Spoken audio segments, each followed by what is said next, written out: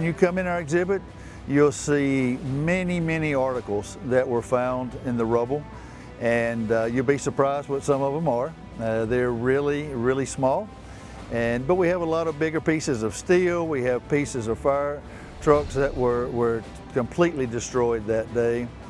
We have all kind of facts and figures about the towers, because people really don't realize how huge they were. They were 110 stories above ground, 6 stories below ground, and each floor was an acre. So they were massive. 25,000 people worked in each tower every day, 20,000 visitors a day. This is the 9/11 Never Forget Tunnel to Towers mobile exhibit.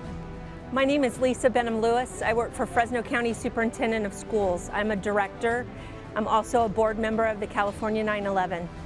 It is here in Fresno for 2 days to allow public to come and see a piece of 9/11, to learn about the history of 9/11, and to pay their respects. There are 3 retired firefighters that are here with the exhibit. 2 of the firefighters were actual New York firefighters that were a part of the search and rescue on 9/11. I was home at the time. My name is Robert Dwyer, retired firefighter, 1st grade. I worked in Coney Island, Brooklyn. On the morning of 9/11, I was at home with my wife and son. I had a 4-month-old boy, Ryan. My wife had just returned home from a walk with my son.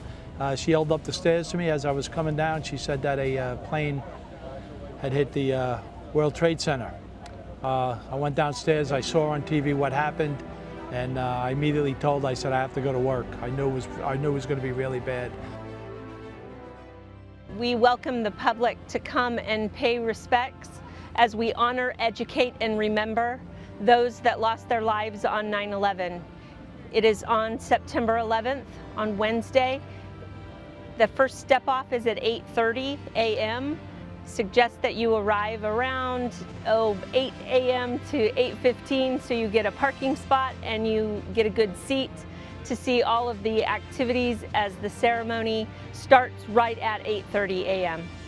Tunnel to Towers is a charitable organization that started in 2002 because of what Stephen Siller did that morning. Stephen had worked the night tour and he got off at 9 a.m. that morning. He turned around and came back. He was in Squad 1 in Brooklyn, and when he got back to the firehouse, they had already been dispatched. So Stephen grabbed his gear, put it in his truck, and he was going to drive to the towers. To go from Brooklyn over to Lower Manhattan, you have to go through the Brooklyn Battery Tunnel, and it was closed. So Stephen got out of his truck, put on all of his firefighting gear, and ran 3.5 miles through the tunnel to meet his squad at the South Tower. Unfortunately, they all perished that day when the South Tower collapsed. Stephen was he was an orphan at 10 years old. He had a large family. He was raised by his siblings. Stephen was the baby of the family. His brothers and sisters raised him, and they started this foundation.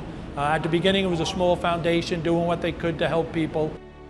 We have a fallen first responder program. Any first responder in the United States of America that loses their life in the line of duty, we will pay their mortgage in full. We paid over 1,200 mortgages so far. We're making homes for Gold Star families, and we're also for catastrophically injured veterans. We are building smart homes specifically designed for their needs. Tuesday, September 11th, 2001, not a cloud in the sky. When we got to the ferry terminal in Lower Manhattan, as we walked off, still a beautiful day. As we're walking towards the Trade Center, each step we took, it seemed it was getting darker. You know, all of a sudden you went into a cloudy day, and then you went into night. It got so dark, the dust and the smoke was just unreal how bad it was. We had so many firefighters from all over the country. We had so many people on the pile digging that we couldn't allow anymore. So they said, what can we do for you? So we asked them, could you go to the funerals?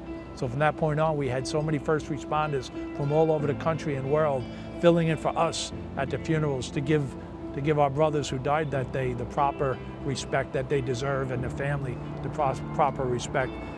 This is the California 9/11 Memorial Site. There's a Pentagon water feature that has all of the names of those that perished at the Pentagon, 2 towers that are made out of stone, and etched on them are all of the names of the 404 first responders that perished on 9/11. 2 firefighters that are running into the towers. We have a female police officer that lost her life on 9/11. We have a Marine with a folded flag. We have a wounded warrior that was injured in 9/11 and with his service dog. We hope that everybody will come see us here in Clovis, and if not, please support Tunnel to Towers, tunneltotowers.org. If I could say something to the men that we lost that day, I would just say, you know, just we're so sad you're gone. We wish we could have did more. As a fire department, we're carrying on a tradition. It won't stop us from going into another building that's burning that day, but just your sacrifice is greatly appreciated. I know as a firefighter family, we'll never forget your families. They'll always be part of our family, and we'll forever take care of them. They'll always be part of the firefighter family.